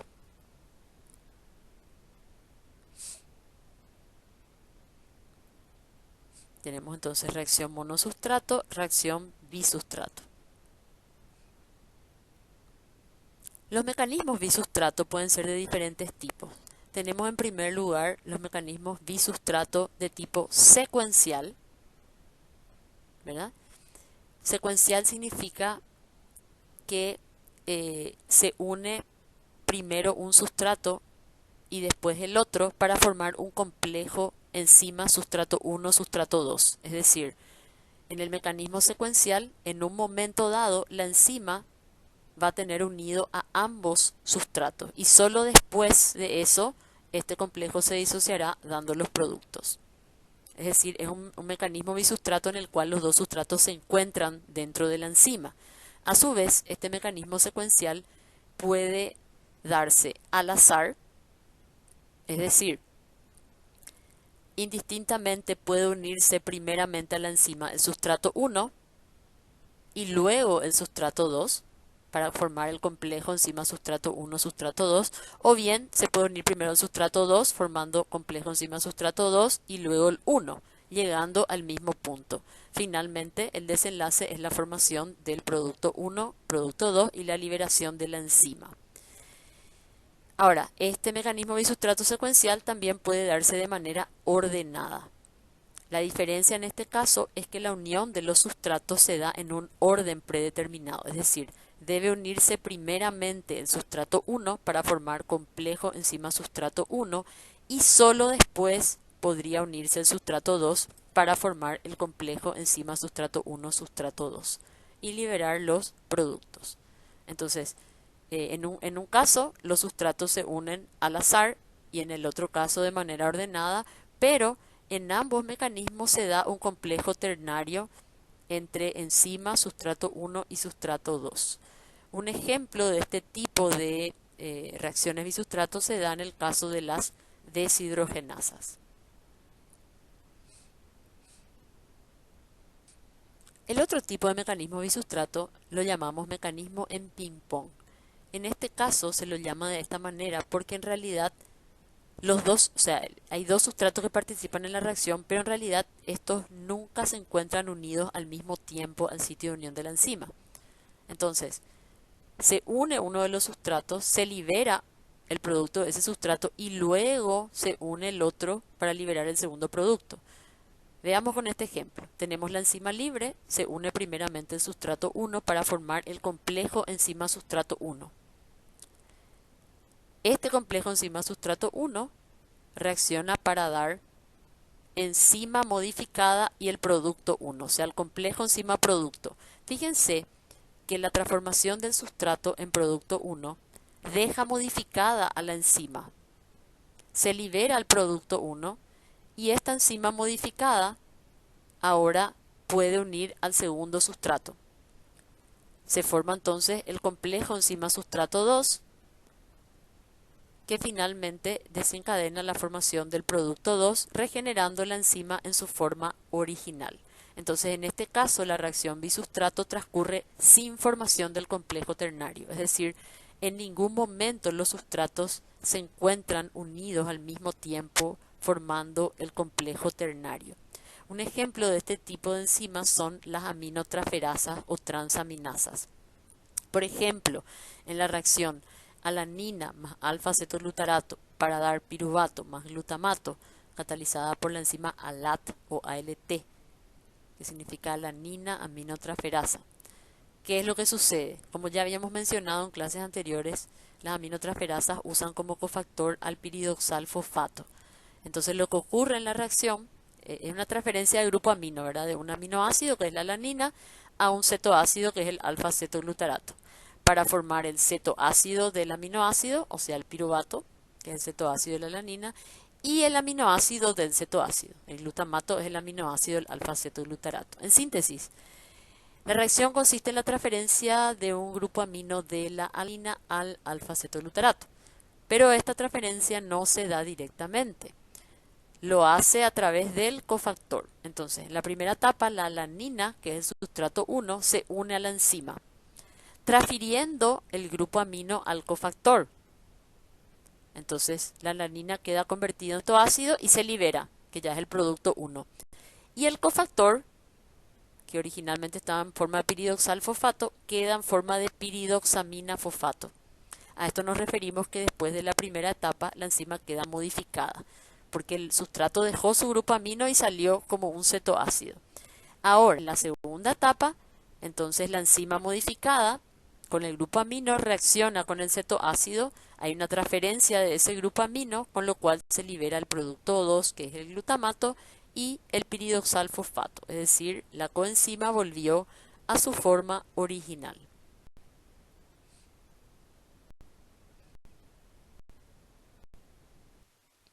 Ahora hablaremos de otro grupo muy importante de enzimas, conocidas como enzimas alostéricas. Y este nombre les debe sonar familiar porque ya habíamos hablado del efecto del alosterismo en el capítulo de hemoglobina. Habíamos mencionado que los efectores alostéricos eran moléculas pequeñas que podían unirse a una proteína cuaternaria modificando su actividad o bien su afinidad por el ligando. Pues bien, ese fenómeno de alosterismo que veíamos en la hemoglobina se da también en algunas enzimas. Generalmente son enzimas oligoméricas, es decir, que tienen dos o más subunidades. Estas enzimas no siguen la cinética de Michaelis-Menten, por tanto, cuando hablamos de enzimas alostéricas no podemos aplicar todas las consideraciones y los análisis cinético-matemáticos que habíamos realizado para las enzimas micaelianas. Entonces, las enzimas alostéricas son enzimas que modifican su actividad cuando ligan reversiblemente una molécula o ion al cual denominamos efector alostérico a un sitio diferente del sitio de unión del sustrato. A este sitio llamamos sitio alostérico. Por lo general, las enzimas alostéricas poseen un dominio especial para la fijación del efector alostérico. Es un sitio diferente al de unión al sustrato. Por lo general, la unión del efector alostérico provoca un cambio conformacional en la enzima que termina cambiando la afinidad de esta por el sustrato o eh, la velocidad máxima de la enzima. Podemos ver en esta imagen una enzima alostérica. Fíjense que está representado por dos, bueno, son dos figuras, ¿verdad? Unidas, representaría una enzima dimérica, ¿verdad?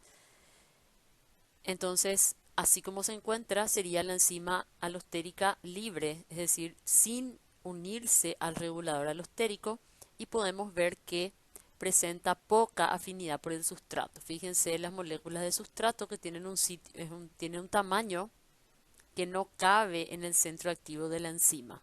O sea, esto estaría representando el hecho de que cuando la enzima no tiene unido el modulador alostérico o efector alostérico positivo, tiene una baja afinidad por el sustrato. Una vez que se fija el modulador alostérico, este produce un cambio de conformación en la proteína enzimática que abre el sitio de unión, es decir, fíjense aquí está el sustrato, provocó un cambio de conformación en la enzima que deja más expuesto el sitio de unión al sustrato. Entonces, el efecto sería un aumento de la afinidad por el sustrato por parte de la enzima cuando ésta tiene unido el efector alostérico. Los efectores alostéricos se unen de manera no covalente a un sitio diferente al sitio de unión del sustrato y regulan de esa manera la actividad enzimática. Como decíamos, por lo general los efectores alostéricos provocan un cambio de conformación en la proteína y como por lo general estas enzimas son oligoméricas, este cambio de conformación se transmite de una subunidad a otra. Los efectores alostéricos pueden ser efectores positivos, son los que aumentan la actividad enzimática. También se los llama reguladores a la alta. Entonces, cuando se habla de reguladores a la alta, son activadores enzimáticos o efectores positivos. Los efectores alostéricos negativos son aquellos que disminuyen la actividad enzimática. También se los llama reguladores a la baja. Los efectores alostéricos, como decíamos, cambian la conformación de la enzima y pueden llevarla a esta a adoptar la conformación tensa, que es la de menor afinidad por el sustrato, y llevarla hasta el estado opuesto, que sería el estado relajado, que es el de máxima afinidad por el sustrato, pasando por estados intermedios de afinidad por el sustrato. Es decir, la unión de la enzima a efectores alostéricos positivos o negativos, o bien activadores o inhibidores alostéricos, provoca cambios en la conformación que implican a su vez cambios en la afinidad de la enzima por el sustrato.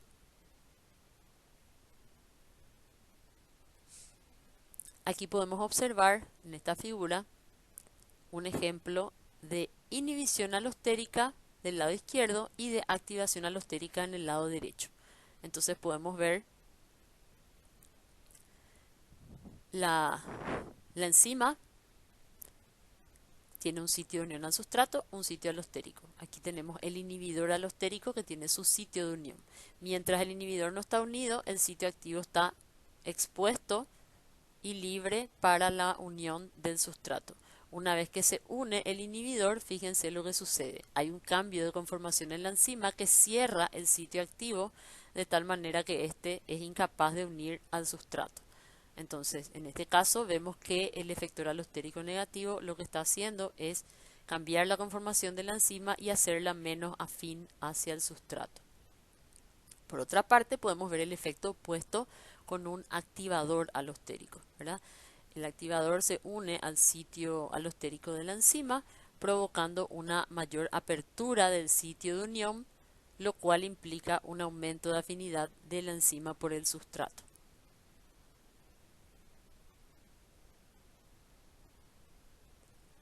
El comportamiento cinético de las enzimas alostéricas no se ajusta a la cinética micaeliana, no se ajusta a la ecuación de Michaelis-Menten y generalmente cuando graficamos la velocidad versus concentración de sustrato para una enzima alostérica da una curva diferente a las enzimas micaelianas. En este gráfico podemos observar dos curvas.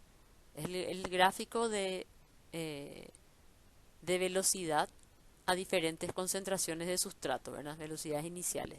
Podemos ver que en el caso de las enzimas micaelianas se puede ver una curva hiperbólica, ¿verdad? Que demuestra la cinética saturante. Recuerdan, al principio aumenta rápido la velocidad con la concentración de sustrato, luego esto va disminuyendo hasta acercarse a la velocidad máxima. Esto es una curva hiperbólica o asintótica. Ahora bien, en el caso de las enzimas alostéricas se observa una curva que tiene forma sigmoidea. La forma sigmoidea, por lo general, representa la existencia del fenómeno de cooperatividad. Es decir, que a bajas concentraciones de sustrato, la velocidad aumenta muy poco en un principio. Luego, a medida que empiezan a activarse una subunidad, esto facilita la activación de las otras subunidades. Ahí se ve el efecto cooperativo de las enzimas alostéricas, ¿verdad? Y eso es lo que da la curva sigmoidea, es decir, un comportamiento similar al de la hemoglobina. Los efectores alostéricos pueden modificar Km y también velocidad máxima.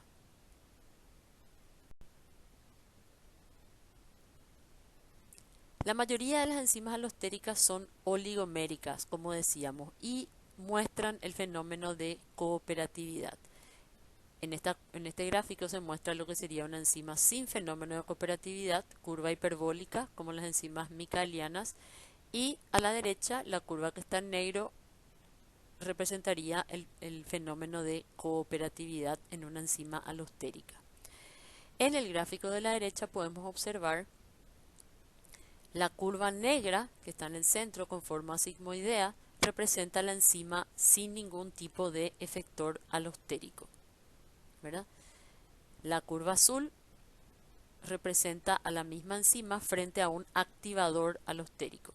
Podemos observar que el activador alostérico desplaza la curva hacia la izquierda, es decir, que aumenta la afinidad de la enzima por el sustrato. Fíjense que si nosotros medimos el valor de lo que sería Km para la enzima sin el efector alostérico, sería este valor, pero si medimos Km para la enzima frente al activador alostérico, fíjense que el valor de Km sería menor, es decir, este efector alostérico aumenta la afinidad de la enzima por el sustrato, tiende a pasar la enzima de su forma tensa a una forma más relajada. Por otra parte, frente a un inhibidor alostérico, la curva se ha desplazado a la derecha y el valor de Km aumenta muchísimo.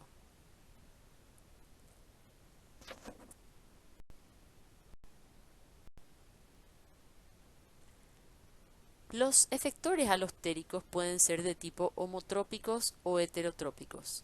Efectores homotrópicos son aquellos en que el propio sustrato es el que actúa como efector positivo, aumentando la afinidad de la enzima por sí mismo. Esto es lo que llamamos propiamente cooperatividad, cuando es el propio sustrato o el propio ligando, como era el oxígeno en el caso de la hemoglobina, ¿verdad? Esos son efectores homotrópicos. Entonces, al unirse el sustrato, sería en este caso, a una subunidad, aumenta la afinidad de las otras subunidades por el sustrato.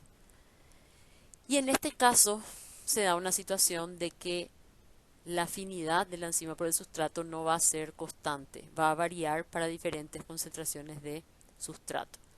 En el caso de los efectores heterotrópicos, cuando el efector es una molécula diferente al sustrato, puede darse retroinhibición por producto o por otras moléculas.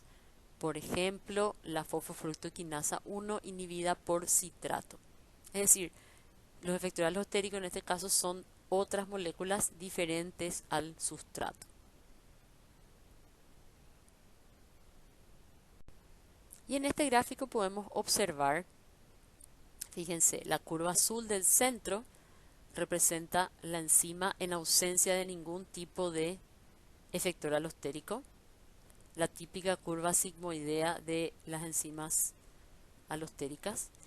Podemos ver, por otra parte, estas dos curvas de línea de puntos son los extremos. La que está más a la izquierda, fíjense que tiene una forma hiperbólica, representa el estado relajado, totalmente relajado de la enzima. Es decir, cuando la enzima tiene una máxima afinidad por el sustrato. Y por otra parte, en el otro extremo, del lado derecho, tenemos representaría la curva de la enzima en su estado tenso, con su mínima afinidad por el sustrato. Entonces, si partimos de la curva de la enzima libre sin ningún tipo de efector, cuando le agregamos un activador alostérico, la curva se desplaza hacia la izquierda, es decir, el activador alostérico aumenta la afinidad de la enzima por el sustrato y esta curva se acerca a lo que sería el estado totalmente relajado. Recuerden que los efectores alostéricos pueden producir cambios conformacionales en la enzima. Por otra parte, un efector alostérico negativo, un inhibidor alostérico, desplaza la curva hacia la derecha y la hace más sigmoide aún, acercándose al estado totalmente tenso y con mínima afinidad por el sustrato. Un ejemplo muy representativo de regulación de enzimas por efectores alostéricos es el del aspartato transcarbamilasa. Esta es una enzima que cataliza la primera reacción en la síntesis de nucleótidos pirimidínicos, que se da por reacción entre el carbamoil fosfato y el aspartato para dar N-carbamoil aspartato. No deben preocuparse por entrar en mucho detalle de esta reacción porque lo veremos posteriormente en una de las últimas unidades. Ahora analizaremos esta reacción dentro de la vía metabólica, más que nada como un ejemplo de regulación de las enzimas alostéricas. Entonces, esta es la reacción inicial para la síntesis de nucleótidos pirimidínicos. En esta diapositiva podemos observar la reacción que acabamos de describir dentro de lo que sería la vía metabólica. Entonces está el carbamoil fosfato más aspartato por acción del aspartato transcarbamilasa, me da como producto N-carbamoil aspartato. Este compuesto, después de varias reacciones, llega al producto final que es la citidina trifosfato, que es un nucleótido pirimidínico. Este es el producto de la reacción. Y esta citidina trifosfato actúa también como un inhibidor alostérico del aspartato transcarbamilasa. Es un ejemplo típico de inhibición por producto. Entonces, en este caso, el producto de la vía es un efector alostérico negativo o inhibidor alostérico de la enzima que cataliza la primera reacción. Lo cual tiene mucha lógica, tiene mucho sentido, ¿verdad? Porque como esta es una vía que consume mucha energía a las células, tiene un precio elevado, ¿verdad? La síntesis de nucleótidos, resulta bastante práctico e interesante que el producto de la vía, cuando ya se encuentra en cantidad importante, inhiba su propia síntesis. Aquí podemos ver en este gráfico el comportamiento cinético del aspartato transcarbamilasa. La curva que vemos en color lila representa la variación de la velocidad de la catálisis en relación a la concentración de sustrato, que es el aspartato. Vemos la típica forma sigmoidea de la curva, o sea, de la curva para una enzima alostérica. Fíjense que en presencia de la citidina trifosfato, que es su inhibidor alostérico, la curva está desplazada hacia la derecha. Es decir, para alcanzar una misma velocidad necesito mayor concentración de sustrato en presencia del inhibidor alostérico. También podemos decir entonces que el inhibidor alostérico aumenta el valor de Km. Por otra parte, frente al activador alostérico, que es el ATP, la curva se desplaza hacia la izquierda y se acerca a la forma hiperbólica que presentan las enzimas micaelianas. Esto es porque el ATP, al ser un activador alostérico, aumenta la afinidad de la enzima por el sustrato, disminuye el valor de Km. Esto también tiene mucho sentido, por una parte por el hecho de que el ATP es un nucleótido purínico. Entonces, el aumento de la concentración de nucleótidos purínicos debe favorecer la síntesis de nucleótidos pirimidínicos, porque estos siempre tienen que estar en concentraciones equilibradas. Y por el otro lado, recordemos que el ATP es sin energía en la célula, ¿verdad? Entonces, la síntesis de nucleótidos puede darse solamente cuando la carga energética celular es elevada. Entonces resulta bastante, digamos, coherente que concentraciones elevadas de ATP estimulen o favorezcan la síntesis de nucleótidos.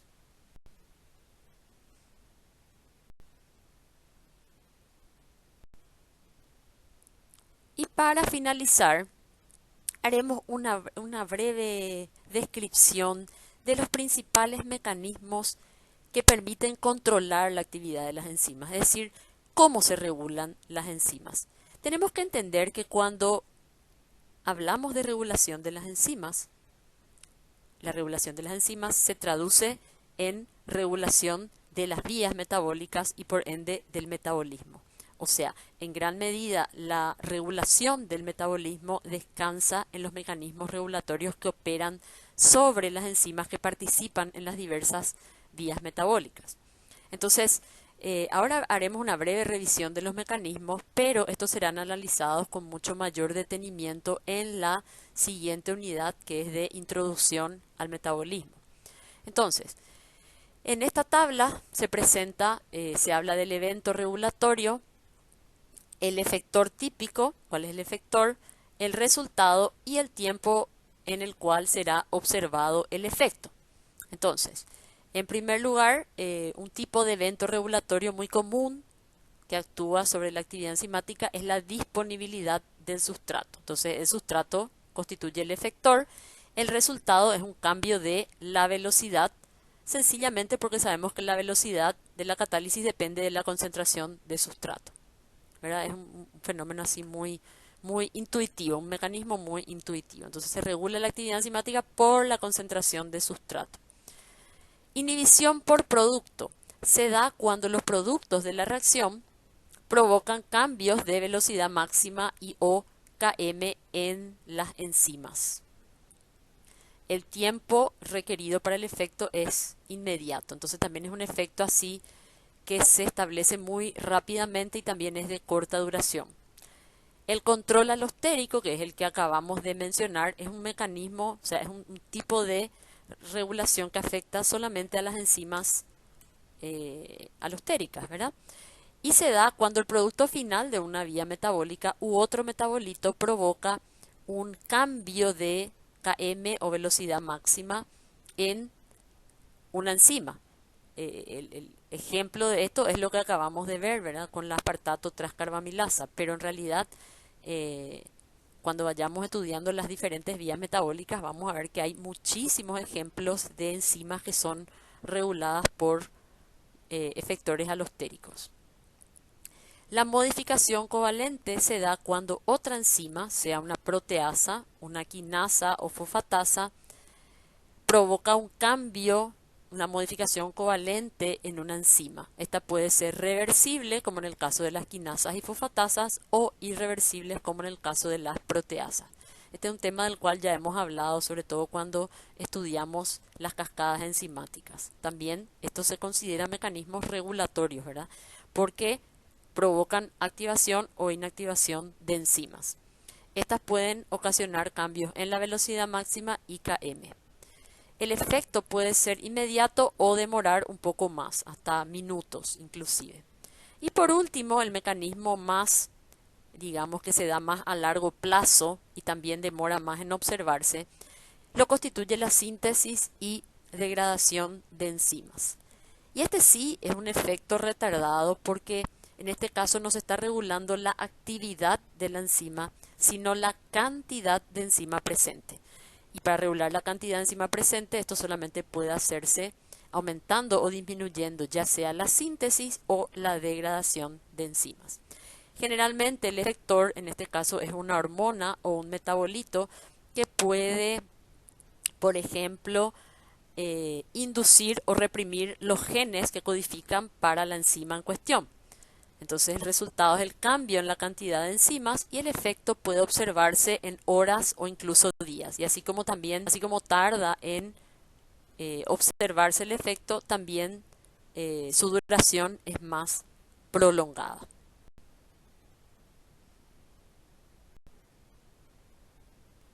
Y con esto damos por finalizada no solamente la presentación, sino la unidad 4 de catálisis enzimática.